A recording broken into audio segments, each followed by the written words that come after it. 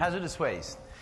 All right, the intent of this program, and when we've done it for the last several years, we ended up finishing 4:15, 4:30.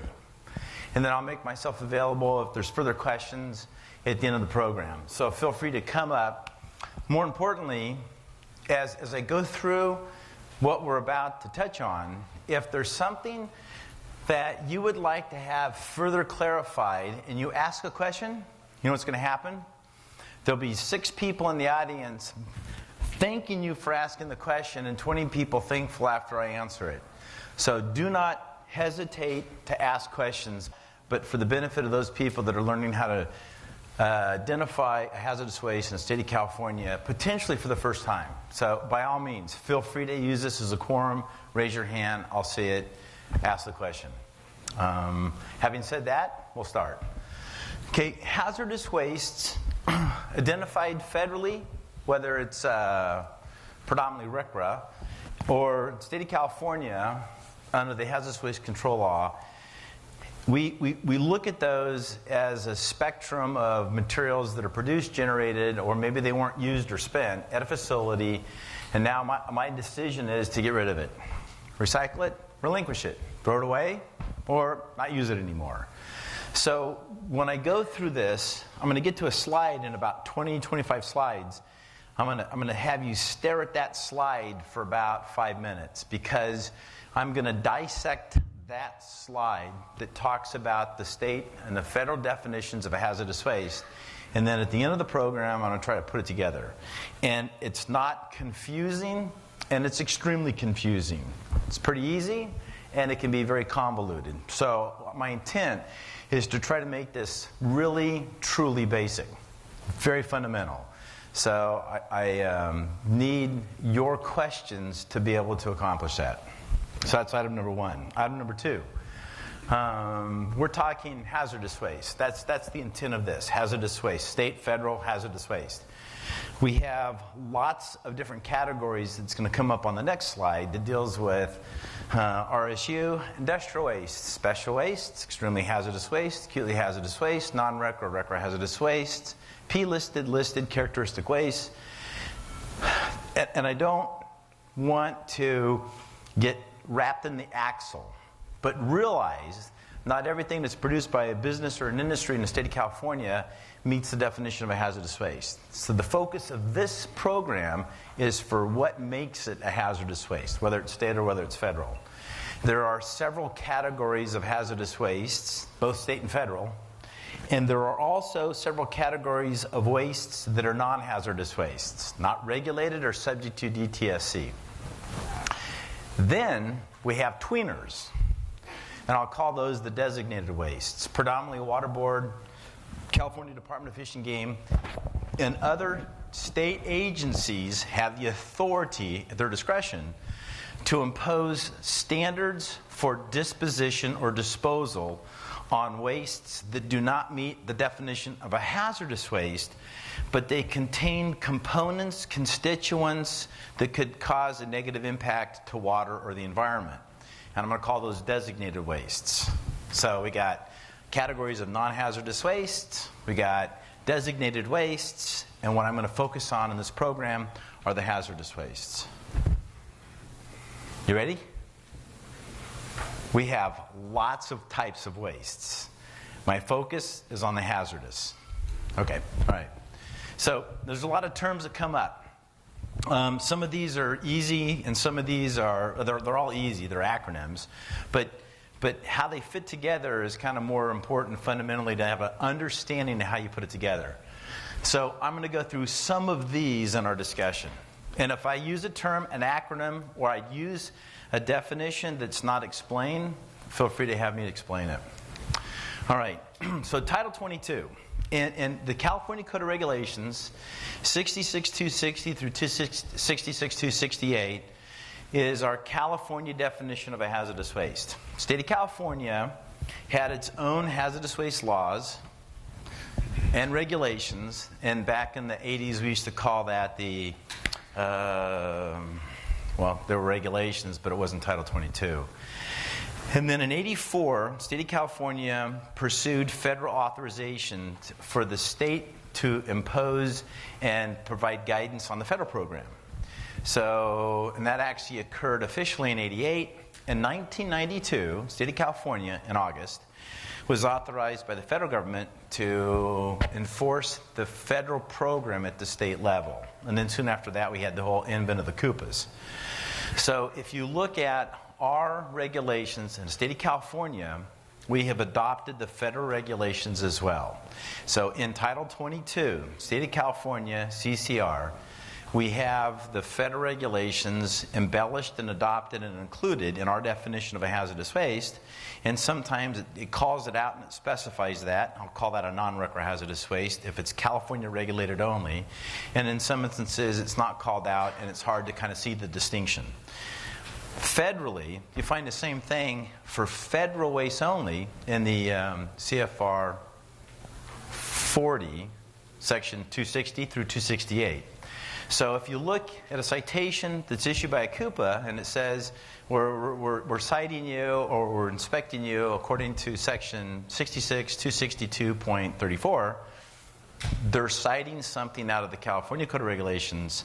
If they look at, and the citations you would get would be 66 preferences. In other words, they'd have a 66 262, 66 265. That's coming out of the California Code of Regulations. A regulation is the regulatory body that provides guidance to industry on how to comply with the law. The law comes from the California Health and Safety Code, passed by the legislature, signed by the governor. That's called a statute. So in the California Health and Safety Code, you have the law, statutes. We give those statutes to administering agency, and they'll draft regulations. The regulations are actually codified Title 26, Title 22, how to manage hazardous waste, how long you can keep it. And at the end of each of those sections in Title 22, it references from what body of the law, which is the Health and Safety Code, were these regulations drafted to provide compliance or to provide you guidance on how to manage it. We do not find all of the rules for managing waste in the regulations. We find most of them, but not all of them. On occasion, there is statutes that are passed that provide enough clarification to where we do not generate regulations on how to comply.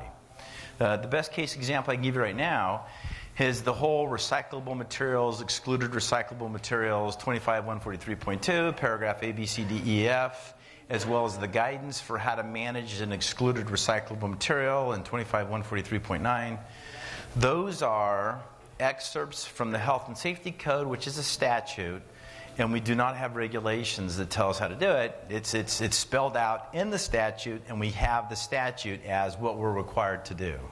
And both Diane Keebler as well as Charles Cochran gave a presentation on the exemptions and variances for management of hazardous waste on Monday. But you do not find all the rules in the regulations. You do not find all the rules in the statute. So my intent today is to basically alleviate some of the confusion or some of the issues, which means that I have to leave out some of the ifs, ands, buts, and howevers from the discussion, and I want to focus on just the fundamental stuff. Just the fundamental stuff. Just the stuff that applies to, hey, is this liquid, solid, sludge, material that's viscous or not viscous? Does it meet the definition of a hazardous waste? And if it does, that I find in the regulations. How do I manage it, or how I can manage it? You might find that not only in the regulations, but you could also find it in the Health and Safety Code. All right, so there's that.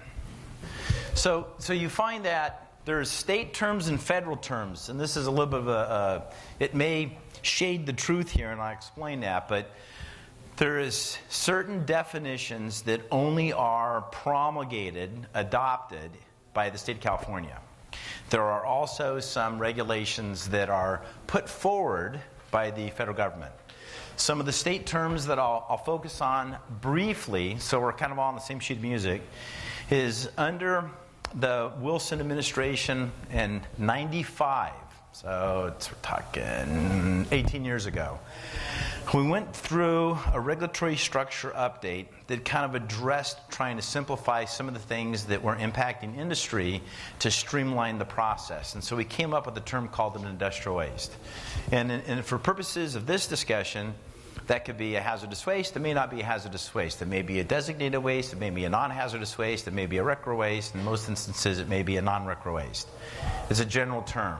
It doesn't have a lot of definitive meat to it, but just recognize that when somebody talks about industrial waste, certain industrial wastes are hazardous and some are not. The term extremely hazardous waste is a term that's coined in the state of California that describes certain chemical constituents that can cause an immediate adverse impact in the environment, health, or to individuals that would come into close proximity to it.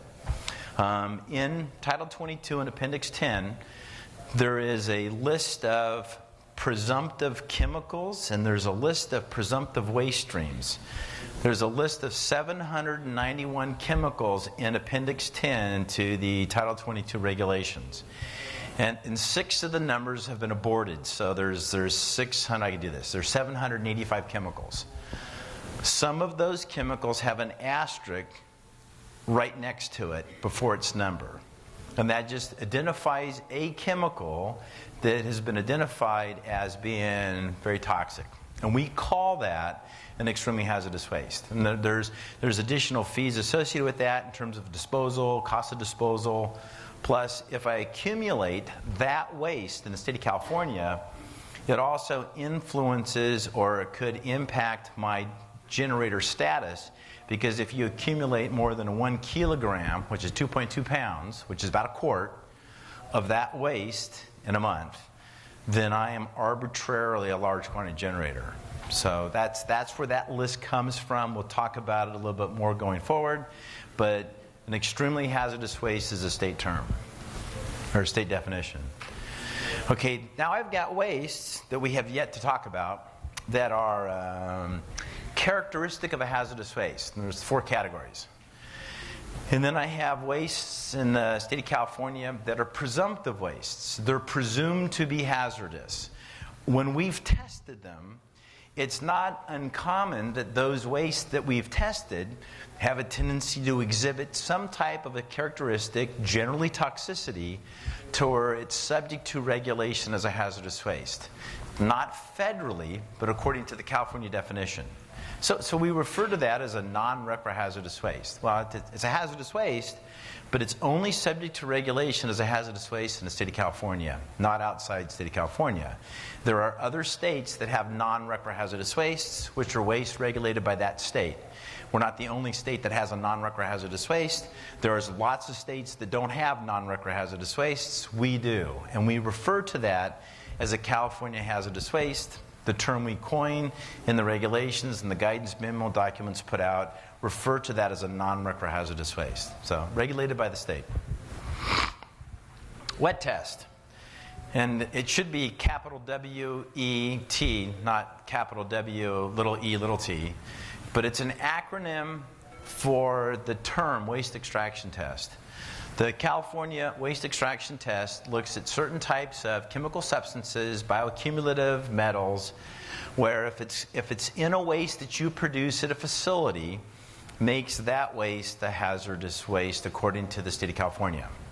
So the procedure that we have identified in Title 22 that specifies test method identified in something called SW 846 says that if you test your waste, this is how you do it. Well, how you do it is the wet test. People call it the wet test. And it's not a test, it's 2 tests. For a waste to be determined to be a hazardous waste in the state of California, you actually perform with certain analytes, both bioaccumulative and metals. The wet test is actually 2 tests. That's the STLC and the TTLC. And the term we give that test methodology for all these chemicals, each having both tests, is the wet test. So that's the wet test. federally, we have something similar in methodology, although it's different. It's called TCLIP. That'll come up here in about probably 5 minutes. But the state's definition for determining toxicity based on a chemical constituent in the waste is the wet test. Here's the good news. The state of California has about, you ready? 38 chemicals. Maybe there's 40.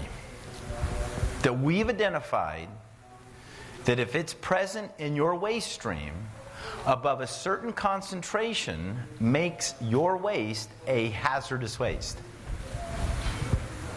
I got a question for you. How many chemicals are used in the state of California annually by industry, businesses, and the like?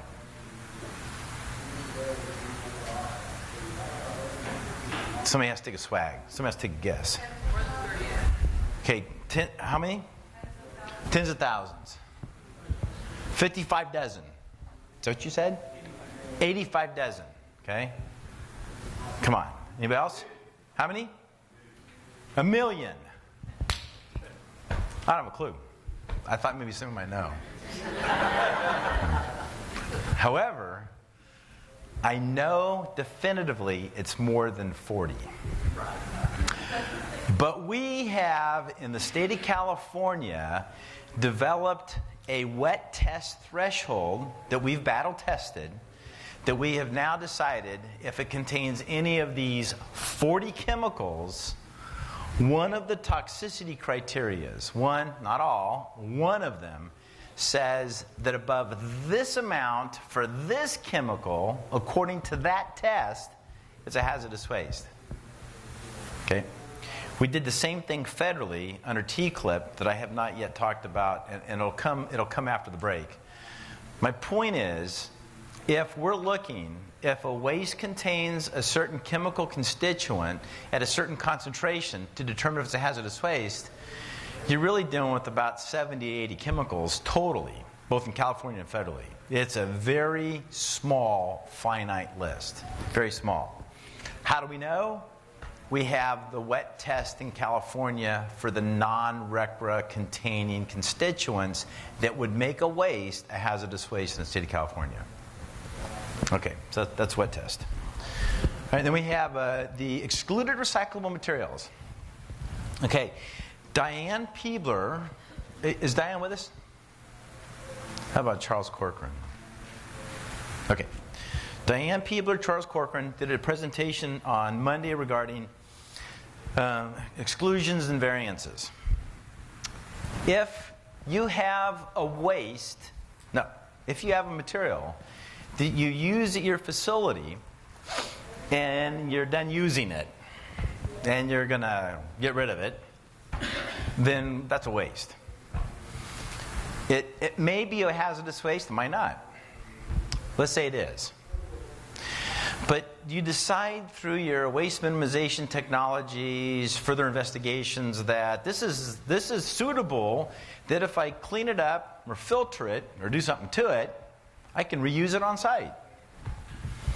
Now, if you don't have to treat it, then we may call it something called a recyclable material, and we can recycle it and use it on site. And there's definitions of an excluded recyclable material, and there's a definition of a recyclable material, and then the guidelines, the rules on how you manage it is not in the regulations, it's in the health and safety code. That's one of the exceptions to the rules. We have lots of exceptions. That's a big one. And generators should be very familiar with it, and you should be very cognizant of how to apply it. Because if I take and apply it, it's probably the best thing since sliced bread for generators in the state of California, because it exempts you or it excludes you from some or most of the requirements for managing hazardous waste if you use it on site.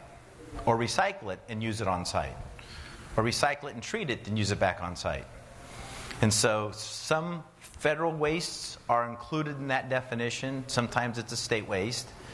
In 25.143.2 paragraph D, it talks about an excluded recyclable material.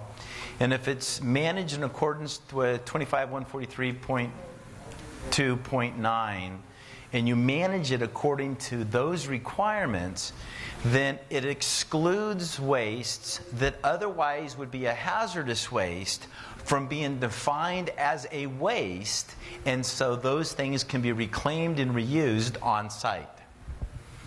So, the definition of a recyclable material is how you apply that portion of the health and safety code, but that is a waste that if you were to otherwise dispose of it is a hazardous waste, state or federal. But I'm going to reuse it on site. I'm going to recover it and treat it and reuse it, recover it, not treat it and reuse it, maybe separate it by phase separation, but I'm going to do something to it. Well, that's something I do to it. How you do it, how you classify it, is spelled out in the health and safety code, not in the regulations. And if you're going to do that to a waste on site, you still may mark it and manage it and accumulate it as a hazardous waste. And if you do it above 100 kilograms, there's notifications required to your local CUPA. But that's called the recyclable material. An excluded recyclable material is something that you use at your facility as a material, and you collect it after you've used it, and after you use it, you think, I could use it again. So you're going to reuse that material. It's a good candidate for being an excluded recyclable material. But while you temporarily accumulate it on an interim basis on site, you're governed by the rules of an excluded recyclable material, and you mark it as an excluded recyclable material. So there are exceptions to the rules. It really has nothing to do with what makes a waste a hazardous waste. I'm focusing on the upstream stuff. Hey, is it a waste? That's what we're going to focus on here. But there is exceptions to the rules in the statute. 2 of them are recyclable materials, and the other is an excluded recyclable material. And then I buy it. I buy paint. I'm going to paint the room. So I paint the room. Turns out that I'm horrible in math. Paint the room. I bought 55 gallons, and it took 12 to paint the room. So I'm going to keep it until I need to paint it again. That's surplus. Okay, it has nothing to do with what we're talking about. So I'm going to store it according to fire code provisions. I'm going to store it according to my business plan mandates if I got more of it on site. And I'm going to keep it until I need it. Not a waste. I buy the paint. I paint the room. It says, there's an expiration date on it. And the expiration date is February 2013. Well, February 2013 comes and goes. Then at the 1st of March, then we need to figure out, hey, what are you going to do with the paint? And if you decide to use it for its original intended purpose, you can do that for as long as you can use it for its original intended purpose. But if, in fact, it's expired and I can't, it may be a hazardous waste. If it's a hazardous waste, and it meets the definition of a hazardous waste that we haven't talked about, while it became expired, and before I figure out what I'm going to do, there is a term that's defined as a retrograde material that gives you a time frame to figure out what you're going to do with it. And it's a year. Figure it out. You got a year. And if you don't figure it out in a year, then arbitrarily, the definition of that retrograde material, by default, becomes a hazardous waste. But the retrograde material has to be defined as a hazardous waste if you chose to get rid of it. Let me tell you what I just said differently, and I figured this out a long time ago. What I said and what you heard, and what you think I mean, and what you think you heard, could be 4 different things. So, not everything with a date is a retrograde material. Because there are certain commodities that, whether they're expired or not, and you throw them away, do not meet the definition of a hazardous waste. But if that item that has a date, and you go to throw it away, meets the definition of a hazardous waste, once it becomes expired, that makes it a retrograde material. And that just tells the rest of the world, hey, figure out what you're going to do with it. Oh, we'll give you a year. And if we don't do it in that time frame, then the way the regulations are written and how retrogrades are defined is arbitrarily. If you haven't figured it out, we're just going to say it's a hazardous waste, and you have a certain time frame in which you have to get rid of it. Yeah, question? No, that's the most common use of that term, but it doesn't have to be expired. It does not have to be expired. Yeah, and that's a great question. So it's not just expiration dates alone. There's several categories that make it, but that's the common one that industry is impacted by. Sir?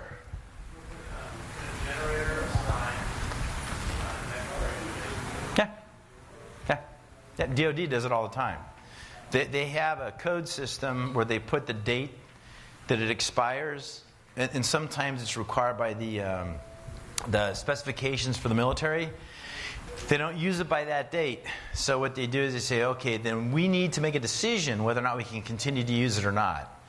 And then if we don't use it by that assigned date that we put on the article, then the military says, okay, we're going to do it again. And if they do it again, then the military says, oh, by the way, the second time we do it, suspends it. We're going to use it until the end of the millennium. So, and you can arbitrarily extend that date a week, month, year, or a millennium. Generator's discretion. Yeah. Yep. It just means, what it says is pretty simple. You have to decide, generator does, but how you do it, how you document it, whether or not you label it, that's all left to the generator's discretion. Do you have a question? You had a question.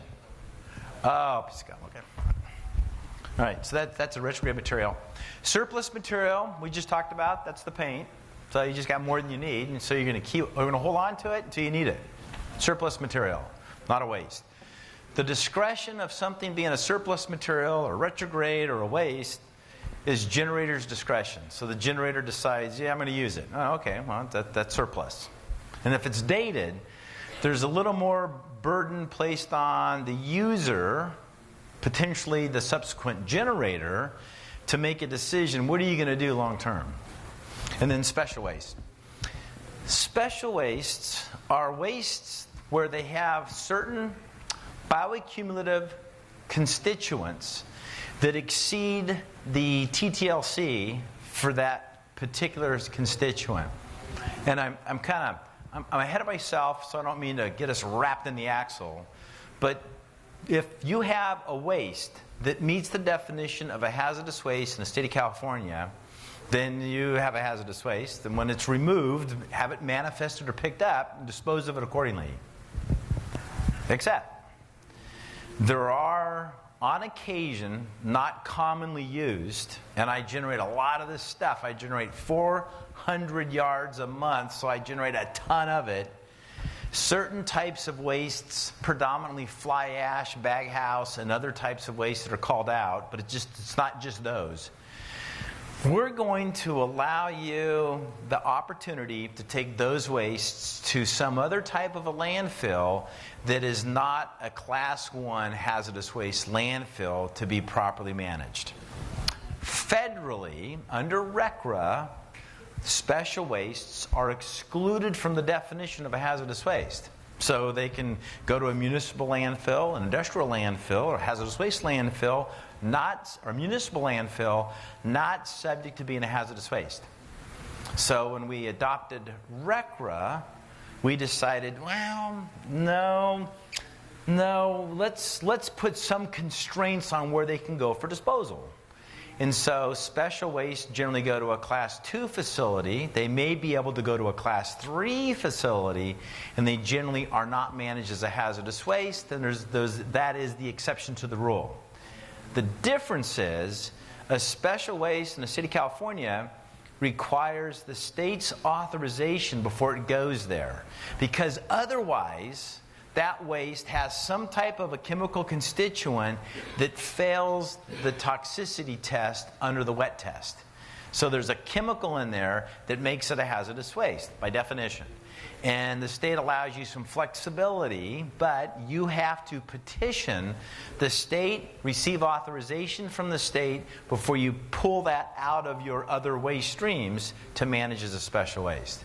And I was talking to the DTSC yesterday. Not commonly sought after by a lot of industries. In fact, I think the last time there was a petition was over a decade ago. So I have just now functionally wasted 4 minutes of your life for nothing. Okay. All right, federal terms. So federal terms include things like acutely hazardous waste. Okay. State, California. We have a term that describes something that's really toxic, and we call that an extremely hazardous waste. Don't care if it's used or not used. That's California. Okay, switch gears. Now we're going federal. Federal has the same type of category, and it's for those waste streams that are considered to be really toxic, more toxic than toxic. Really toxic. But they don't call it extremely, they call it acutely hazardous wastes. Most of these are wastes where I have purchased something that I'm going to use at a facility where the sole active chemical constituent is listed, but I don't use it. So I buy it, I'm going to formulate a pesticide, and there's restrictions that are put out by the agricultural community. Can't use it, can't apply it in the city of California. I'm going to get rid of it. Never been used. Not spent. Not used, not spent. And it may appear on this federal list of chemicals that are called acutely hazardous waste. Now, there are a few of the F wastes, F20 through F39 or 46, that have some H category codes assigned to them, and those are spent wastes. And those spent wastes that are F listed are considered acutely hazardous waste as well. So federally, you have acutely hazardous wastes, and they can be spent or unspent. All right. So and then hazardous wastes, you have things called listed wastes that are unused commercial chemical products. Those wastes are chemicals that I'm going to buy and I purchase. I store on site. I never use. Process changes. I'm going to get rid of these chemicals because I don't need them anymore. So when I get rid of these chemicals, if the sole constituent in that chemical or that chemical itself is not used, not spent federally, then it may be a hazardous waste. How do I know? You go to the U list. Well, that chemical is on the P list. Oh, okay. That's a hazardous waste, but that's a acutely hazardous waste. And if it's on the U list, that's a hazardous waste, but it's just not as toxic as the P list. So that's the listed wastes. P lists. Triple rinse container, triple. In 1982, federally, US EPA put out guidance specifically on how to manage containers that have residues of really toxic chemicals that make it a really hazardous waste. And so your P-listed wastes, which are the ones that are really toxic, if they're in a container and you remove them from the container and you throw the container away, it is subject to regulation as a hazardous waste both federally and by the state of California. If it's a U-listed chemical component in the container and you empty the container and you throw it away, federally, not subject to regulation. You can recycle it, but not subject to regulation. California, it depends. Size of the container and the like. So things that are really toxic also bear additional responsibilities on the management of the containers, the disposal of the waste that are produced from those items, and likewise. Yeah? I get confused on the term unused commercial chemical product and waste.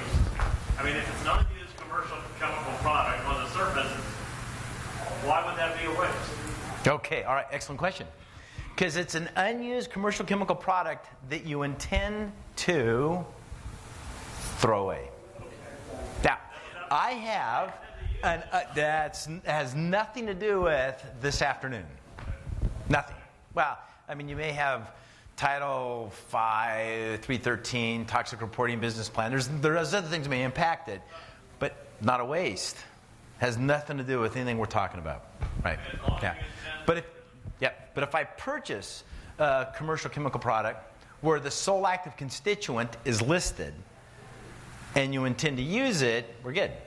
If you intend to get rid of it, that inherently makes it waste-like. That subjects it to this discussion. Yeah. Do you have a question? So he's chewing gum, and you're leaning against the chair, and every time I look over here, I'm thinking you're raising your hand. You know that? Okay. That's okay. It's good. Okay, so hazardous waste. Hazardous waste. All right? Federally. Okay? Federal terms. So P, and I apologize. This seems to be very loud. Is this better? Better? Okay. P. Can you hear better? Okay, 1 minute. We're competing with them, huh? Okay. P and U wastes are chemicals that you purchase and you're going to use, and you don't, and you decide to get rid of. Unspent. Okay. Or spill residues thereof. I'm going to use it, I store it, I spill it incidentally, going to get rid of it. That makes it a pure U waste. That number's still assigned to that, although it may be a solid or a liquid. F and K wastes are also called listed waste. P wastes are listed, U wastes are listed, and then we have two other listings federally called F and K. Those wastes are not necessarily looking at what chemicals did you use, although in some instances that's the case. They're looking for the wastes that you produced from a particular process or a particular chemical that was used in some type of a process. Let me say it differently. They're spent. So the wastes that are considered F-listed or K-listed federal RCRA wastes have to become from a process where you have used the material and the waste that you've produced or generated now are subject to being federally listed as a hazardous waste. I'm going to say that differently. P and U wastes you've never used. And if you use them, they're not a P and U waste. F and K wastes have to come from a process where they've been used and they're spent. So if I have a waste that is produced from an industrial process at my facility, then a F waste or a K waste is a candidate for being applied to that waste stream. Not always. So when you profile your waste for disposal, one of the things that are asked in every profile is the waste generating process, because the waste generating process influences whether or not you can assign an F, K, P, or U waste code. Because if I do a house cleaning process and I get rid of chemicals I've never used, they were never spent, and they could never be a K or a F listed waste. Never. On the other hand, if the process that produces the waste is listed, regardless of what other chemicals were used, the waste produced from that, the waste stream produced from that process, if it's identified, then it's a hazardous waste federally because it's spent and it's identified on a list. i.e., it's a listed waste. And sometimes that listed waste may be very toxic. Sometimes that listed waste that's produced may not be very toxic at all. But it's listed, it's regulated. What is it? Do you have a question? Can you give me an example of a K waste? A K waste. Chemicals used in the process of orange pigments. And if I use a chemical for the manufacturing for orange pigmentation for a painting process, any waste that is produced from the process of making an orange pigment for a painting operation, it would be a K007 or whatever it is. Yeah. Regardless of how much I produce and what chemicals I used. Yeah. Yes. If you were to bulk to unused, like useless waste, does that make it spent? Is that considered a Okay, no, that's spent. and it never loses the code. But I bulk it with the same type of waste stream that came from a process, and it is now spent because it came from the process. That code doesn't apply, that U code doesn't apply. And I put it in a drum. And then I take the extra surplus that I decide to get rid of, that's listed and has a U code, and I put it in that drum, code applies. And it applies to the entire aggregate volume. Yeah. And if I bulk a U-listed waste with a non-U-listed waste, the entire aggregate ends up being listed federally under RCRA. That's a good question. Yes? So is there a difference between F and K and hazardous and waste? Is there, I'm sorry. I guess my question is just, as between F and K, is one of them an acute and one of them... Now, okay, good question. Good question. It comes up a little later, but I've spent so much time, it seems like I'm talking about it now, so I apologize. But yes, F wastes target specific chemicals used in a process, not too much concerned about the process specifically. F wastes target chemicals. They list out cyclobutane, methanol, acetic anhydride, perchloroethylene, trichloroethylene, xylene, toluene. It specifically lists a chemical used in a general process. F. K wastes. I don't care what chemical you use. It lists the process specifically. I'll say it differently. F wastes identify the chemical, not too much concerned about the process that you used it in. K wastes identify the process, not concerned about the chemicals. That's the fundamental difference. That's fun. And the K wastes are specific waste categories that produce those wastes. The F wastes are from non-specific sources. The F wastes, they don't care about the source that the waste is produced or generated, but they specifically call out and list chemicals. K wastes, they don't care about the chemicals. It specifically identifies the process that's producing the waste. That's a prelude to probably after the break. Yeah. You had a question? Yeah, no, you're not good. You're looking at me like I just came in from Mars, and I've got a third head sitting back here, and I got another one that's kind of off dancing, and it's like, what in the world? I think on the F coded waste, there is a characteristic derivative that's over there. That's the hazard category. Yeah. But you asked, what's the fundamental difference between the two? Yeah. And the fundamental difference is one K targets the process, not the chemical. F targets the chemical, not the process. That's the fundamental difference. And some of the F codes are acutely hazardous, but that's yeah.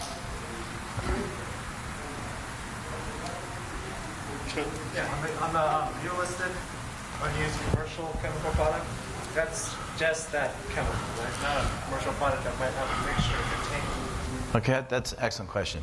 Okay, the question, did you ever hear the question? Okay. On the U... The U listed unused commercial chemical products is that chemical specific, not a mixture, not a commercial mixture that may contain that chemical. Okay. So what it says in the regulations, which is kind of what we go by, sole active constituent. Well, what's that? It's the sole active constituent. You buy a bag of herbicide, pesticide, fertilizer, commercial product, something that's available, and you buy it. You ever notice it lists the active constituents? Typically it's a chemical, and then it lists other chemicals, or it just says other inert ingredients, and that's the balance of what's in the bag. So if you have 2,4,5-triphenoxyacetic acid, which is Agent Orange, and I can't use that in California, but let's say I get some. And then I decide, being the infinite wisdom, that I'm going to go green and I'm going to apply it to crops with orange juice. Orange juice freezes. So then I'm going to take and put some methyl alcohol in there as an antifreeze, so when it's applied in the wintertime, it doesn't freeze. That is a candidate for being PRU listed, and it's actually P listed. Why? Because there's only one sole active constituent. It's the 2,4,5-triphenolxacetic acid. There's other chemicals in there, orange juice and methanol, but those are carrier solvents. And antifreeze, that's not the active constituent. There's one active constituent. Since there's one active constituent, it's regulated, if I choose to get rid of it. So it may be that there's other things mixed with it, but there's the sole active constituent. And they specifically identified that federally because a lot of your formulations for herbicides, pesticides, insecticides, rodenticides have one sole active constituent. I decide to take my 2,4,5-triphenolxacetic acid and I put it in a drum because I found out I can't apply it. And then I take my 2,4-D, which I found out I can't apply, and I put that in the same drum. My drum now has two types of federally regulated P-listed acutely hazardous waste in one drum. And they're compatible. I can do that. But each of those two separate codes still apply to that resultant combined waste stream. We're good. Okay. We're good? We're good? We're good? Yes?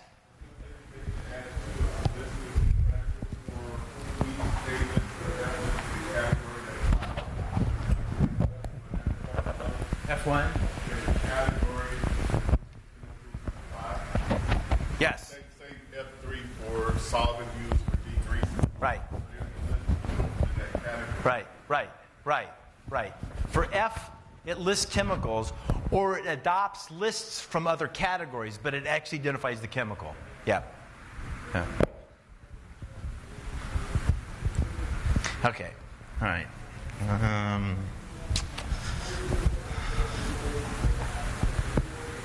Did you take it? You took it.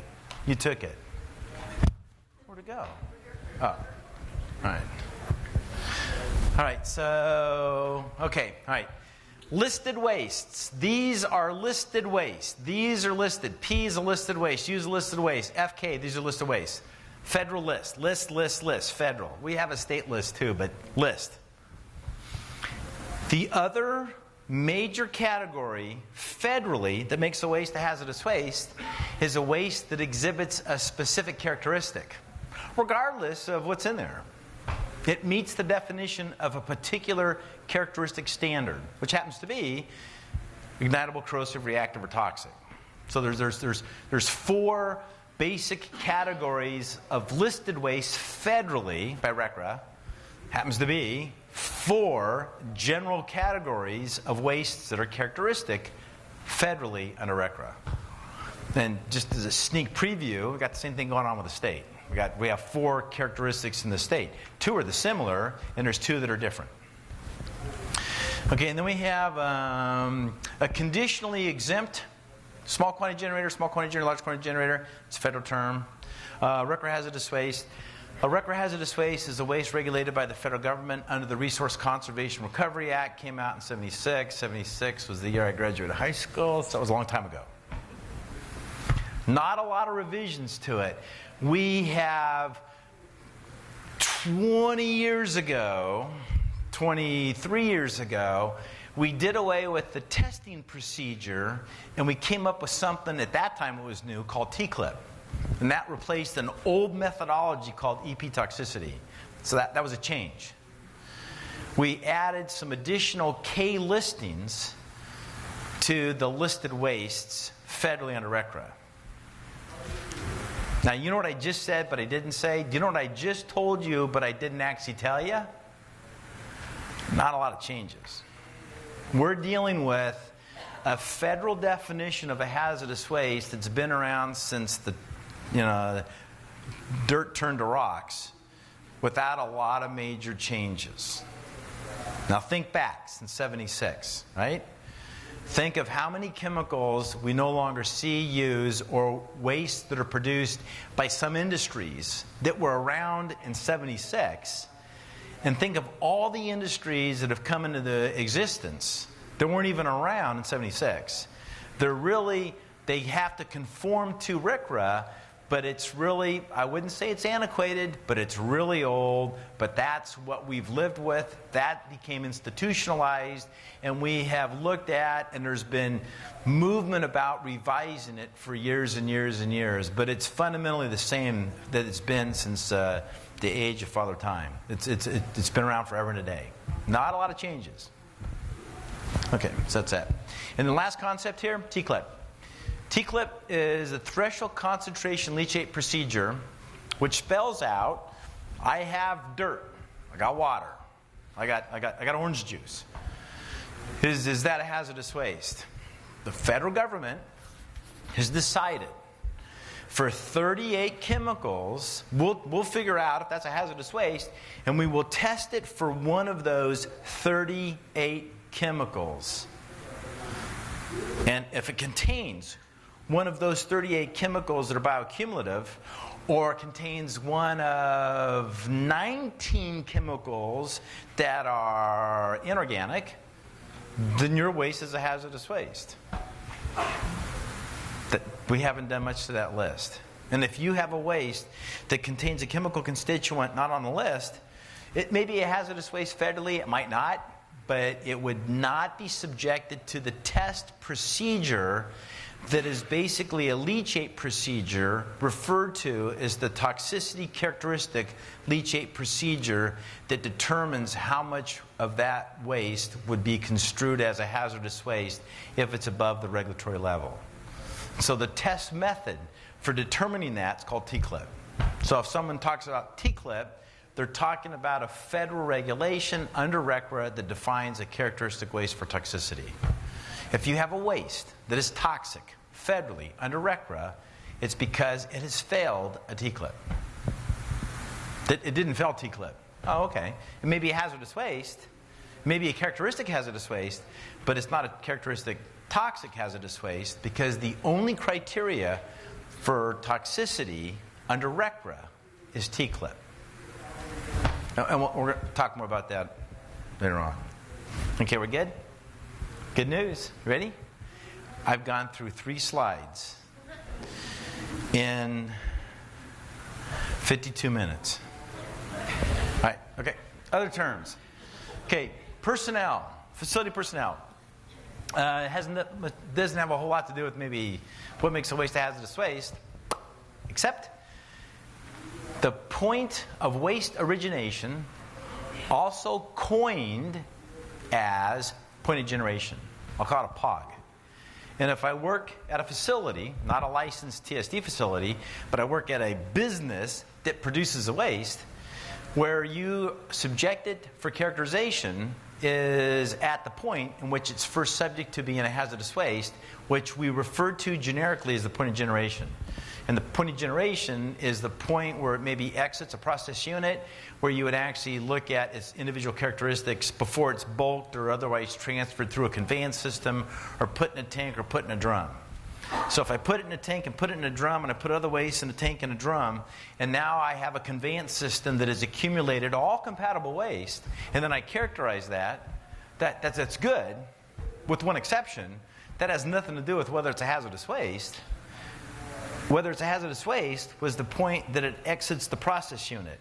So if I work at a facility, I have to look at what are the characteristics from the point it exits the process unit, not what is the resulting aggregate combination of the characteristics once I bulk it all together.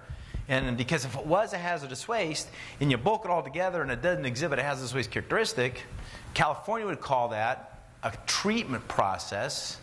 And if I'm not permitted, and dilution is no permit function under PBR, or tier permitting, then I'm subject to illegal treatment. So I have to characterize it from the point the waste exits the process unit. And that characterization is what we're going to talk about. Questions? Questions? Someone's almost thinking about asking a question. Nope. We're good. Right? POTW. If I own a sewage treatment plant with tertiary treatment or secondary treatment, almost all of them now are tertiary. I'm regulated by the Clean Water Act, so I have an NPDES permit issued to me. Okay, and then I buy a business. I move in the state of California, and I produce a widget, and I put water down the drain that goes to a POTW. I may have to get, and generally do, but not always, an industrial sewer use discharge permit. So that facility that issues that permit, that's POTW. I'm able to treat my waste before I discharge it, so I can meet the treatment or the standards before I discharge. And there is federal regulations that apply on a record that says, hey, turns out if your POTW can accept your hazardous waste and they can treat it, you can discharge it.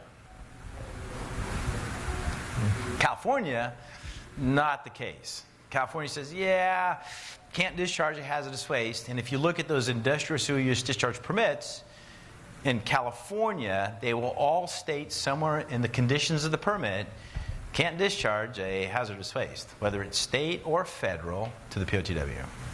So that's POTW. Restricted hazardous waste has a land disposal restriction. This isn't an LDR program, but some wastes are restricted from landfill. They have to be treated. They have to meet a treatment standard. They meet the treatment standard, they can be landfilled. So those wastes that require notification to the resulting TSD facility, we call those land disposal restricted wastes. Whether they're prohibited or restricted, we fill out a form and we disclose that to the receiving facility. All federal wastes are land disposal restricted. Most California wastes are not. So if you produce a waste at your facility and it's a federal waste and you can assign it a federal waste code number, you fill out a form at some point prior to that waste being received from an offsite source at the TSD facility that tells them what to do or what the treatment standard is. And then universal waste. We have industries that will produce certain wastes representative across the board by a lot of other industries. And so we in the federally and in California have grouped those together to make it more streamlined to basically facilitate the means of recycling or reclaiming some of the components. So there are certain regularly produced wastes by industries across the board that we've relaxed the standard to try to facilitate recycling.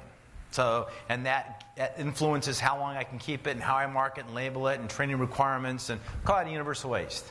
And there are some differences that exist in California as to federally, because all batteries are a universal waste, with one exception: automotive. Now, if you go to Nevada, Arizona, Oregon, Montana, they're universal waste. But since we already had guidance in California on how to manage them, reclaim them, recycle them, and how they are to be managed accordingly, we exclude that from our definition of universal wastes. So automotive type lead acid batteries are not a universal waste. But you manage them like a universal waste. They're just not a universal waste. Okay. All right. Generator or producer. Okay. So it's the individual, organization, company, or entity that subjects a material as a waste to be subjected to hazardous waste regulations. Okay. One of the things that we do on occasion, 36 weeks out of the year, is we go to Quantico, and so we do training for state, local, and predominantly DEA. And you have law enforcement folks that are involved in seizing illicit drug labs. About 1.2 million since 1962. And when an officer agency confiscates a material and collects it, and it's evidence, that's material. That has commercial value. I want to get rid of it. Some of those things are a waste. They're the producer of the waste. We call them the generator. They didn't buy it, they didn't use it, and they don't want it. But their action subjects those materials that are now wastes that are defined as a hazardous waste, they're the generator. So if I own property in San Bernardino County, and I go and I don't have an easement, I just got a house and a big property and a ranch, and somebody dumps a bunch of stuff there, and I notify my CUPA, hey, this isn't right, then the act of illegally disposing of those items at my facility and meeting the definition of a hazardous waste, and now having to manage it accordingly, I become the generator. And it's really the generator's responsibility for characterization. The other thing is, the generator is not required to manage their waste. Let me back up.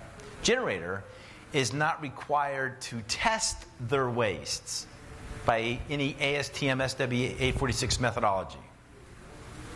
Then if I have knowledge, I don't have to test it. Don't have knowledge? Doesn't say I have to test it, but the responsibilities are placed on the producer of the waste. The producer of the waste is a generator. Okay, there's that. And then waste means something you're going to get rid of. I don't want it anymore, I'm going to get rid of it. I used it, it worked well, I need more of it. But the stuff that I took out of my engine or my radiator or my generator, or I'm going to get rid of now. Okay, that's a waste. Examples include things like oil, paints, solvents, antifreeze, contaminated containers, oil filters, and aerosol cans. Not all of these items end up being a hazardous waste, but they're all presumptively considered hazardous waste. There's exceptions to the rules, and there's also some variances to the rules. But these are representative examples of items that are considered wastes that generally end up meeting the definition of a hazardous waste. All right. Okay. I've spent 1 hour and 2 minutes setting the table. We're going to eat. So now I'm going to go into what makes a waste a hazardous waste. And this is as exciting as filling out a tax return. So, and I know that we're supposed to take a break at 3. Is that right? Is that right? 3 o'clock. 3 o'clock. Okay. All right. That's in 55 minutes. So what I will do is I will take the next 40 minutes and we'll kind of exit stage left a little earlier and we'll finish up when we come back. With one condition, you have to ask questions. I'm certain someone's thinking something and they haven't asked it. Sir? Are any of this waste acute other than dioxin? I'm sorry. Are any of this waste acute other than dioxin-bearing wastes?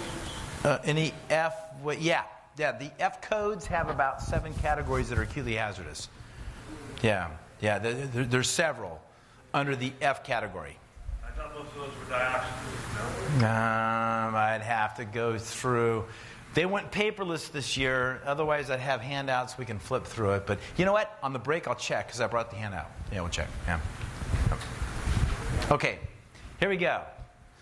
Is my waste a hazardous waste? Okay, is it a California or federally regulated hazardous waste? All right. First question, and it's really fundamental to the answer, and it was brought up a little bit earlier by talking about commercial chemical products. I buy something, I'm going to use it. Well, it's not a waste. So, to be a hazardous waste, it's got to go through a little checklist here. One of them is I'm going to use it. You buy something, you purchase it, you ship it to a facility, you haven't used it yet, not a hazardous waste. It has nothing to do with this conversation. But yeah, I'm going to get rid of it. I'm going to dispose of it, relinquish it. So that makes it a waste. Yeah, I no longer want it. I want to get rid of it. Okay, that's a waste. Is the waste a hazardous waste? Well, that's the next 2 hours and 10 minutes. It turns out that if the waste is a hazardous waste, then we have lots of exceptions to the rules. In fact, we have a lot of exceptions to the rules. But we have also exceptions that we spell out that say, yeah, this waste is excluded. So that's not a hazardous waste. Lead-acid batteries, federally excluded. Automotive lead-acid batteries, federally excluded. So they're not D002, they have lead, they're corrosive. The sulfuric acid electrolyte burns you. If you drink it, it'd probably kill you. Not a federal waste. Excluded. Household hazardous waste. Excluded. Federally. Not in California, federally. Certain mining wastes are excluded. So even once they end up being captured, then we have to go to that, okay, go to the if column, and there's a lot of ifs. And that is one of the fundamental things that makes it difficult for industry or for regulators to figure out, hey, can we do this or can we not do this? Because there's a lot of exceptions to the rules. Some of the exceptions are in the regulations. Some of the exceptions are in the Health and Safety Code, which is the statute. And sometimes you find them both in both spots. And occasionally we get guidance that says, okay, this is kind of what you need to do. All right? So it's excluded. And if the waste is considered a hazardous waste, whether it's state or federal, doesn't matter. California, how you manage it and label it and mark it and how long you keep it is dependent upon your generator status. But it looks like a duck, quacks like a duck, we're going to treat it like a duck. So it doesn't matter in California if it's a federal waste or state waste. It doesn't matter in the state of California if it's a RCRA or non-RCRA hazardous waste. You don't have federal waste codes to assign it, but it's managed very similarly. Yeah? How would you manage diesel contaminated soil? Diesel contaminated. Is the diesel contaminated soil saturated, or is the diesel contaminated soil slightly contaminated? Okay, and I'll tell you where we both live. Somewhere in between, right? Yeah, okay. So if you were concerned about the diesel used or not used? Let's say accident, spilled out, Okay, so it's unspent diesel. Okay. So, and we clean up the soil.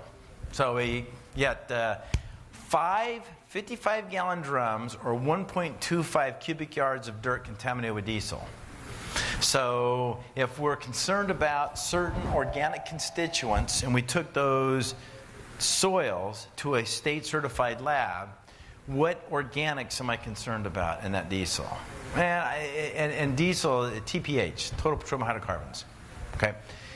TPH is a permit condition applied to the landfill on whether they can accept it or not accept it. Has nothing to do with whether it's a hazardous waste because it's not used in the criteria. Generally speaking, where you generally draw a line in the sand is whether or not it's considered toxic to the fish in California under the non-RCRA toxicity criteria. And if it's not toxic to the fish, typically people aren't testing it for benzene, toluene, xylene, and all the other BTX we find with gasoline, and they typically look at that as a designated waste or they look at that as a non-hazardous waste rather than a hazardous waste. Yeah. So 95 times out of 100, fish bioassay makes that determinant. But they generally always do a TPH because a lot of the remedial standards have you test it for TPH because they already know it's going to be a designated waste, and so that drives where I can take it for disposal. Okay. All right. Okay. A waste. You ready? A waste. You're going to get rid of it. A waste is discarded, and a material that is discarded that does not qualify for an exception to the rule. Okay? That's a waste. You ready? A waste that is discarded. Discarded means a material that is either relinquished, recycled, or inherently waste-like. Okay? I'm going to get rid of it. I've relinquished it. I abandoned it. Oh, okay. Well, that's a waste. I'm going to recycle it. Or I'm going to temporarily store it on an interim basis before I reuse it. Well, that's recycling. So that's all considered recycling. Now, I take oil out of a turbine. I work for I have Buckland Energy Services, Inc., and we build massive 50 megawatt turbines. I'm lying to you, but I don't do that. But if I did, and I have to perform a retrofitting on the bearing to the turbine, and I drain the oil that just cost me $36 a gallon to put into the turbine, and it was there for 1 day, the bearings went out, but I want to be able to reuse that oil because of the expense. I take it out of the turbine, store it in a portable tank, remove the bearings, replace them, and then I re-put that oil that I pulled out of it back into that turbine. Is everybody with me? Okay. The oil that I put in the turbine originally is a material. It's not a waste. I'm going to use it as lubricant. So I take it out of the turbine. What are you going to do eventually with that oil? Yeah. You're going to reuse it. It's already been used. It's not spent, but it's been used. So California says, oh, okay, you've used it. Doesn't mean that it's spent. And spent is a federal definition. But you've used it. But I'm going to use it again. You're going to get 50% of the people in this room identify that as reuse, which is recycling, which is what it is. And 50% of the people say, well, it's number. You fill out a form at some point prior to that waste being received from an offsite source at the TSD facility that tells them what to do or what the treatment standard is. And then universal waste. We have industries that will produce certain wastes representative across the board by a lot of other industries. And so we federally and in California have grouped those together to make it more streamlined to basically facilitate the means of recycling or reclaiming some of the components. So there are certain regularly produced wastes by industries across the board that we've relaxed the standard to try to facilitate recycling. So, and that influences how long I can keep it and how I mark it and label it and training requirements, and call it a universal waste. And there are some differences that exist in California as to federally, because all batteries are a universal waste, with one exception: automotive. Now, if you go to Nevada, Arizona, Oregon, Montana, they're universal waste. But since we already had guidance in California on how to manage them, reclaim them, recycle them, and how they are to be managed accordingly, we exclude that from our definition of universal wastes. So automotive type lead-acid batteries are not a universal waste. But you manage them like a universal waste. They're just not a universal waste. Okay. All right. Generator or producer. Okay. So it's the individual, organization, company, or entity that subjects a material as a waste to be subjected to hazardous waste regulations. Okay.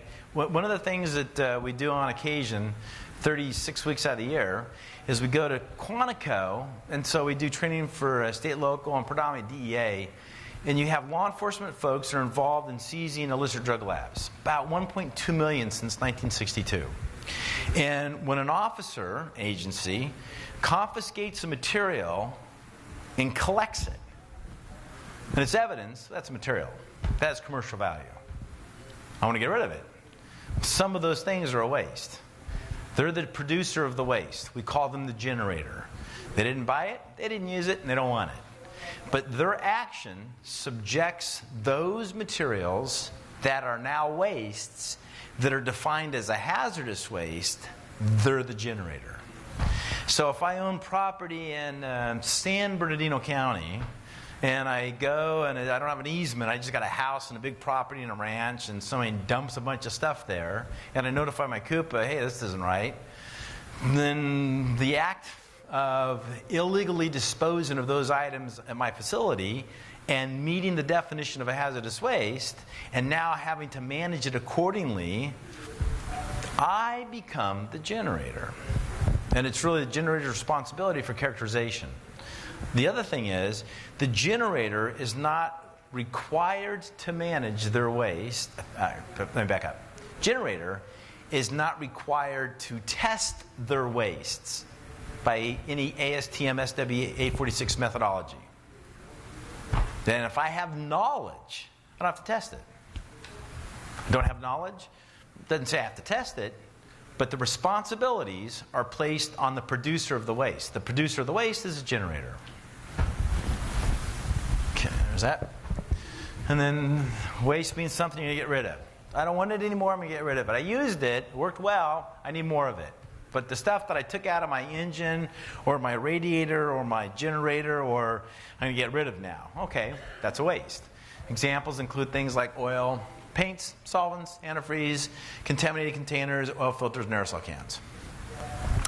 Not all of these items end up being a hazardous waste, but they're all presumptively considered hazardous waste. There's exceptions to the rules, and there's also some variances to the rules.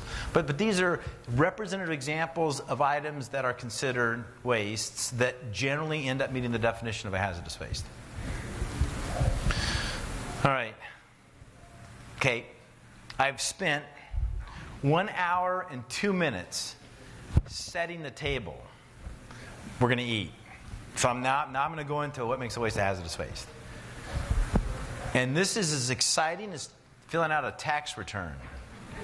So, and I know that we're supposed to take a break at 3. Is that right? Is that right? 3 o'clock. 3 o'clock. Okay. All right. That's in 55 minutes. So what I will do is I will take the next 40 minutes and we'll kind of exit stage left a little earlier and we'll finish up when we come back. With one condition, you have to ask questions. I'm certain someone's thinking something and they haven't asked it. Sir? Are any of this waste acute other than dioxin? I'm sorry. Are any of this waste acute other than dioxin-bearing wastes? Yeah, the F codes have about 7 categories that are acutely hazardous. Yeah, there's several under the F category. I thought most of those were dioxins. No? I'd have to go through. They went paperless this year. Otherwise, I'd have handouts. We can flip through it. But you know what? On the break, I'll check because I brought the handout. Yeah, we'll check. Yeah. Okay, here we go. Is my waste a hazardous waste? Okay, is it a California or federally regulated hazardous waste? All right. First question, and it's really fundamental to the answer, and it was brought up a little bit earlier by talking about commercial chemical products. I buy something, I'm going to use it. Well, it's not a waste. So, to be a hazardous waste, it's got to go through a little checklist here. One of them is I'm going to use it. You buy something, you purchase it, you ship it to a facility, you haven't used it yet, not a hazardous waste. It has nothing to do with this conversation. But yeah, I'm going to get rid of it. I'm going to dispose of it, relinquish it. So that makes it a waste. Yeah, I no longer want it. I want to get rid of it. Okay, that's a waste. Is the waste a hazardous waste? Well, that's the next 2 hours and 10 minutes. It turns out that if the waste is a hazardous waste, then we have lots of exceptions to the rules. In fact, we have a lot of exceptions to the rules. But we have also exceptions that we spell out that say, yeah, this waste is excluded. So that's not a hazardous waste. Lead-acid batteries, federally excluded. Automotive lead-acid batteries, federally excluded. So they're not D002, they have lead, they're corrosive. The sulfuric acid electrolyte burns you. If you drink it, it'd probably kill you. Not a federal waste, excluded. Household hazardous waste, excluded. Federally, not in California, federally. Certain mining wastes are excluded. So even once they end up being captured, then we have to go to that, okay, go to the if column, and there's a lot of ifs. And that is one of the fundamental things that makes it difficult for industry or for regulators to figure out, hey, can we do this or can we not do this? Because there's a lot of exceptions to the rules. Some of the exceptions are in the regulations. Some of the exceptions are in the Health and Safety Code, which is a statute. And sometimes you find them both in both spots. And occasionally we get guidance that says, okay, this is kind of what you need to do. All right? So it's excluded. And if the waste is considered a hazardous waste, whether it's state or federal, doesn't matter. California, how you manage it and label it and mark it and how long you keep it is dependent upon your generator status, but it looks like a duck, quacks like a duck, we're going to treat it like a duck. So it doesn't matter in California if it's a federal waste or state waste. Doesn't matter in the state of California if it's a RCRA or non-RCRA hazardous waste. You don't have federal waste codes to assign it, but it's managed very similarly. Yeah? How would you manage diesel contaminated soil? Diesel contaminated soil. Is the diesel contaminated soil saturated, or is the diesel contaminated soil slightly contaminated? Okay, and I'll tell you where we both live. So in between, right? Yeah, okay. So if you were concerned about the diesel used or not used? Let's say accident, spilled out, or Saddle. Okay, so it's unspent diesel. Okay. So, and we clean up the soil. So we get 5 55-gallon drums or 1.25 cubic yards of dirt contaminated with diesel. So if we're concerned about certain organic constituents and we took those soils to a state-certified lab, what organics am I concerned about in that diesel? And diesel, TPH, total petroleum hydrocarbons. Okay. TPH is a permit condition applied to the landfill on whether they can accept it or not accept it. Has nothing to do with whether it's a hazardous waste because it's not used in the criteria. Generally speaking, where you generally draw a line in the sand is whether or not it's considered toxic to the fish in California under the non-RCRA toxicity criteria. And if it's not toxic to the fish, typically people aren't testing it for benzene, toluene, xylene, and all the other BTX we find with gasoline, and they typically look at that as a designated waste, or they look at that as a non-hazardous waste rather than a hazardous waste. Yeah. So 95 times out of 100, fish bioassay makes that determinant. But they generally always do a TPH because a lot of the remedial standards have you test it for TPH because they already know it's going to be a designated waste, and so that drives where I can take it for disposal. Okay. All right. Okay. A waste. You ready? A waste. You're going to get rid of it. A waste is discarded, and a material that is discarded that does not qualify for an exception to the rule. Okay? That's a waste. You ready? A waste that is discarded. Discarded means a material that is either relinquished, recycled, or inherently waste-like. Okay? I'm going to get rid of it. I've relinquished it. I abandoned it. Oh, okay. Well, that's a waste. I'm going to recycle it. Or I'm going to temporarily store it on an interim basis before I reuse it. Well, that's recycling. So that's all considered recycling. Now, I take oil out of a turbine. I work for I have Buckland Energy Services, Inc., and we build massive 50 megawatt turbines. I'm lying to you, but I don't do that. But if I did, and I have to perform a retrofitting on the bearing to the turbine, and I drain the oil that just cost me $36 a gallon to put into the turbine, and it was there for one day, the bearings went out, but I want to be able to reuse that oil because of the expense. I take it out of the turbine, store it in a portable tank, remove the bearings, replace them, and then I re-put that oil that I pulled out of it back into that turbine. Is everybody with me? Okay. The oil that I put in the turbine originally is a material. It's not a waste. I'm going to use it as lubricant. So I take it out of the turbine. What are you going to do eventually with that oil? Yeah. You're going to reuse it. It's already been used. It's not spent, but it's been used. So California says, oh, okay, you've used it. Doesn't mean that it's spent. And spent is a federal definition.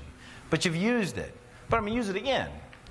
You're going to get 50% of the people in this room identify that as reuse, which is recycling, which is what it is. And 50% of the people say, well, it's... And then I got someone else over here that has super duper endosulfan, and his is at 10%. P listed? Okay. What if he dilutes it? What if he dilutes it by 10 to 1 to make it 1%? After he dilutes it, and he takes it out, and he's going to apply it, and he decides, can't do it because the agriculture commissioner says can't do that. Is it P listed? Is it P listed? Yeah, because the sole active constituent for which I'm using it for is listed. Yeah. Okay, that's a great question. That's a great question. You know, when someone says it's a great question, do you know what they're doing? Yeah, they don't have a clue. Or they have an answer and they want to show everybody that they know the answer. Yeah. What was the question? Okay. For P and U listed wastes, yeah. If I know the process. Okay, well, hold on. I'm going to get there. Yeah. Can you test to determine whether or not it's P or U listed? Can you test to get off the list? Okay. For listed wastes, it's based on the sole active constituent. Okay? Right? But I need to know the process in which the waste was produced. On a profile sheet, how was the waste produced? I take my drum, put it in my backpack, I walk down the farm and I spray it. And I spilled some. Oh, okay, that's how you produced it. It's from a spill residue. And if you spill something before it's used, the code applies. If you apply it, okay? And then you take the soil that you've contaminated because you applied too much and you test it. It doesn't matter because that's not a spill residue thereof. That's spent. That's used. You've used it. That code doesn't apply. What's the difference? I take my endosulfan and I spray it, and I spray too much and it's dripping on the ground. Or I take my endosulfan and put it in my tank to go spray it and it drips from the tank. Well, the difference is one's used and one isn't. And the code applies to the one that's not used. And I spill it prior to use. Spill residues thereof prior to use. So testing certain wastes have no bearing because there is no thresholds. It doesn't say 1 part per million, 1 part per billion, 1 part per trillion. It's the waste producing it. It's how it was produced, how it was generated. Okay, did that answer your question? Okay, ask it again. Ask it. Oil and water are listed waste, correct? Well, no. No, just... Not California listed? Oil is a... No, well, oil can be a characteristic waste. Oil is a listed waste. And oil is listed in the statute 2 times and in the regulations about once. So oil is a hazardous waste because of its toxicity. Kills fish. Yeah. But I'm talking federal. You're talking state. Okay, now go back to state. That listing right there is listed. It's not California listed. Oil is not listed in the state of California. The only thing listed in the state of California as a listed waste is mercury. Oil is not a listed waste. Yeah. You can now ask your question. Oh, okay. No, check it out. I never answered your question. Do you realize that? I think what he's asking is, can you petition to get a specific waste off out of RCRA, basically? And you can. Are you asking that? Because listed only applies to RCRA. He's not. He's shaking his head like this. Yeah, he's going like this. He's doing this.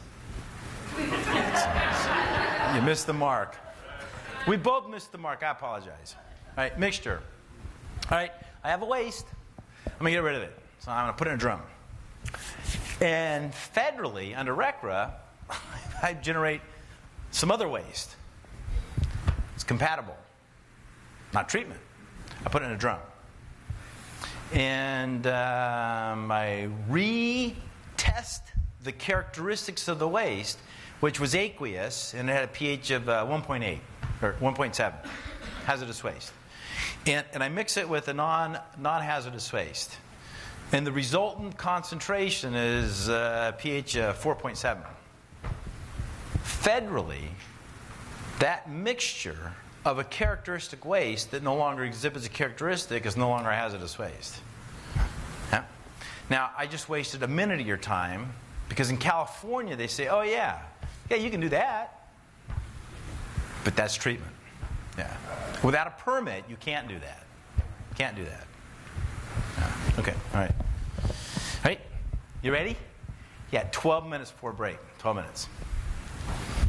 All right, determination. Okay, I want to figure out if my waste is hazardous. Okay, so you can go to the federal regulations, 40 CFR. You can go to Title 22, state regulations. And in the regulations, there is exclusions for recycling. In the California statute, there's exceptions to the rules for recycling. So if you just go to the regulations by itself, it's not everything. It tells you 90% of what you need to know. The other 10% of the piece is found in the Health and Safety Code. The federal code is the U.S. code, which is the law. California, the law, called the statute, is in the Health and Safety Code. 90% of what we have to do, 95%, is in the regulation. Okay, so you're going to check whether it's RCRA listed first, and it turns out it kind of trumps the California definition. Once it becomes subject to being regulated as a hazardous waste federally, once my waste becomes a hazardous waste under RCRA, game over. Done. That doesn't matter if it's non-RCRA or not non-RCRA. It doesn't matter. That's a hazardous waste subject to all the federal requirements for disposal. Game over. So the first thing we check for is to see whether or not it's listed federally. Now I'm going to give you a map in about 1 or 2 more slides, and I'm going to leave that map up there on the break, and then when we come back, we're going to tear that map apart and dissect it and talk about it, because that's the roadmap to tell me and you if your waste is a hazardous waste. Okay, so you always start in California. You don't always have to, but generally see whether or not it's listed. And that happens about 4% of the time.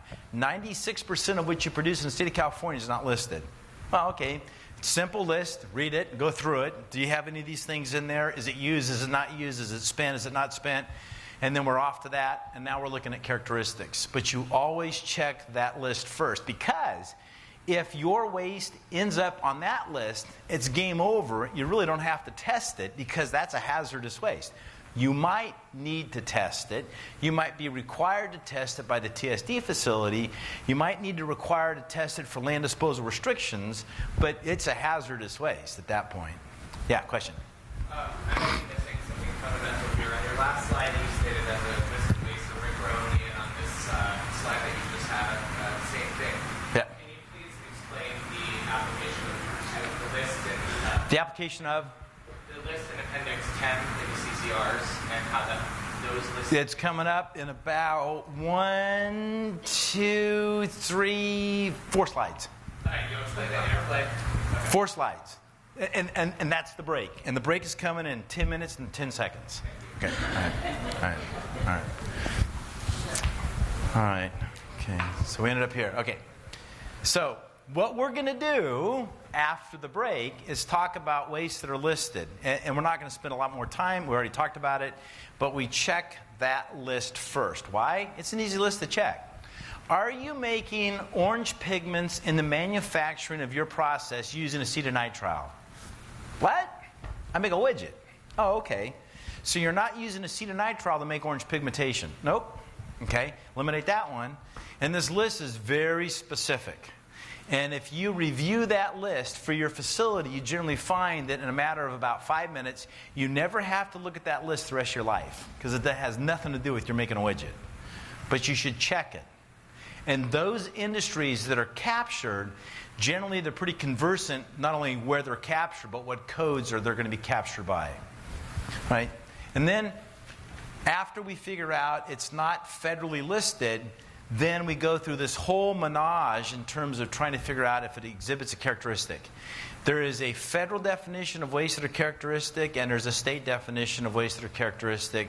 Some of the definitions are similar, some are not necessarily similar, but there are similarities that exist between some of the definitions. And that's generally what makes a waste a hazardous waste, is because it exhibits a characteristic. Okay, all right. And then there's exclusions. Already talked about that. Skip that. Hazardous waste. Ready? Federal wastes are federally regulated under RCRA, defined by RCRA, and guess what we call them? RCRA hazardous waste. Yep. So if someone says my waste is a RCRA hazardous waste, that's a federally regulated hazardous waste. Why is it a RCRA hazardous waste? It's because it's either, here you go, listed or it's characteristic. It's one or the other. Could it be both? Yep.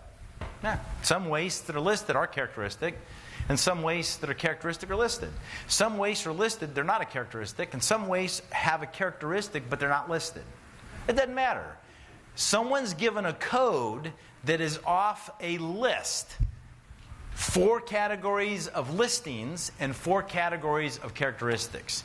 If I do not give it a code off one of these 8 lists combined, not a RCRA waste.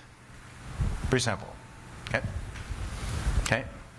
Well, without kicking a dead dog or hurting a horse or catching a snake, or if a waste is a hazardous waste and it's not federally regulated, but California has you test it and it meets the definition of a hazardous waste in California, guess what we call it?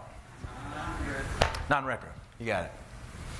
All right, and this is it. I'm going to leave this imprint up here, and I'll leave you for a break in about I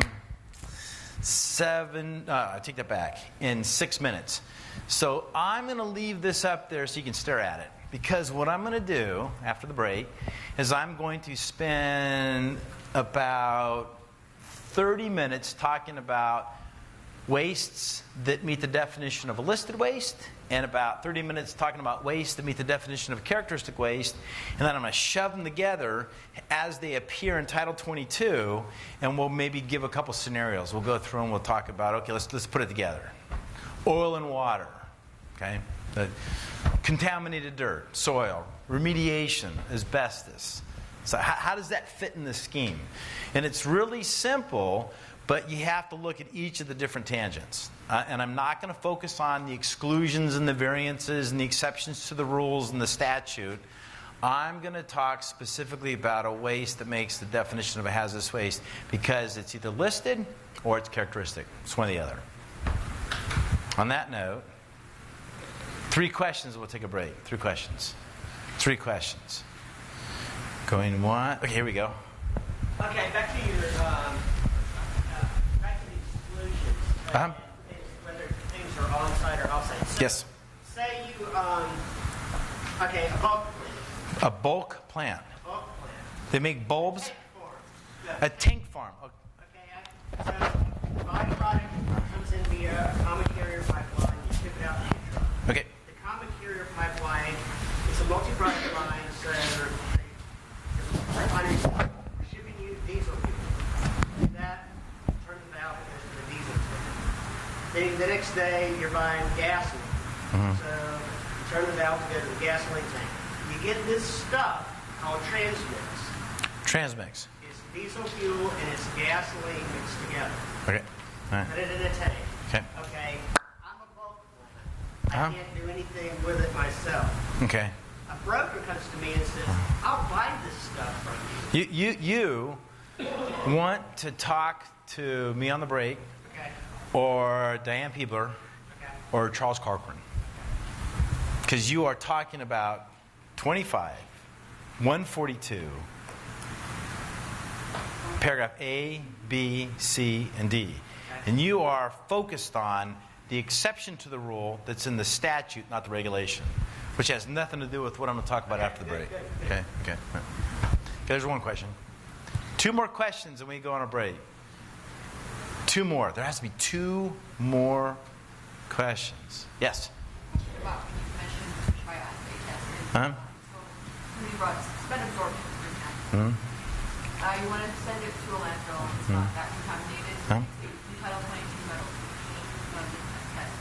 If the test is toxic already, do you still have to do the Title 22 stuff? Nope, game over. You're done. Yeah. Although you have to have knowledge of your waste. And if your Title 22 metals, which you're talking about a CAM 17.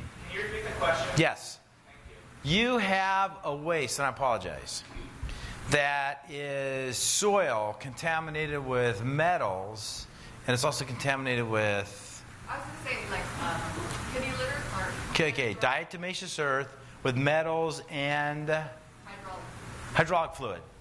And you test it using the fish bioassay, and it fails the fish bioassay, which makes it a California non-RCRA hazardous waste, which we have not yet talked about, but that's where we're going to go. And it also has metals. Okay. Do you have to test it for metals? Yeah, because you already killed the fish. So I'd say, this is the cart and the horse. I'd do the metals first, because if any of those 17 metals regulated by the state of California are some of the 8 metals regulated federally under T-CLIP, and it's above the T-CLIP threshold, that's a federal waste, and I want to check that first before I check the fish bioassay. So I wouldn't run the fish bioassay, I wouldn't incur the cost, I'd pay for a cheaper test, I'd run it for toxicity for T-CLIP first. So did I answer your question? Okay. It's 2. Yes? When is something speculative accumulated? Speculative. Okay. Something. What the question is, when is something speculatively accumulated that becomes a hazardous waste? Is that the question?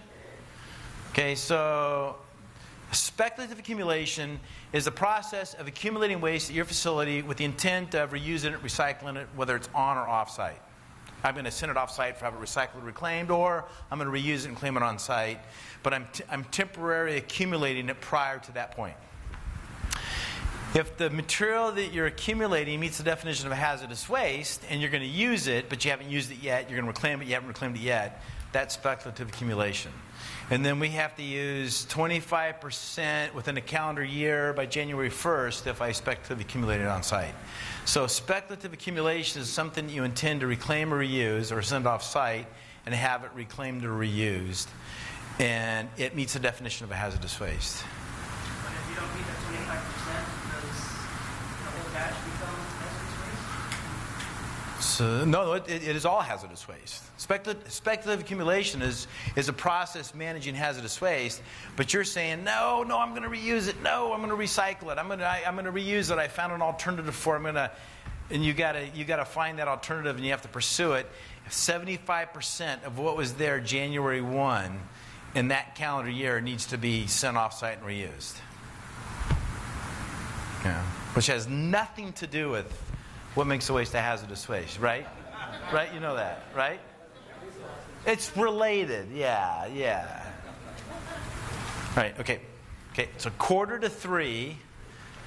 I do not anticipate being done any later than probably 4:20, but I'll stick around till the dogs come home if you have questions when I finish. So, do you want 15 minutes? 10? Did I hear 10? 15? 20? 15 minutes. I'll meet you back here at 3.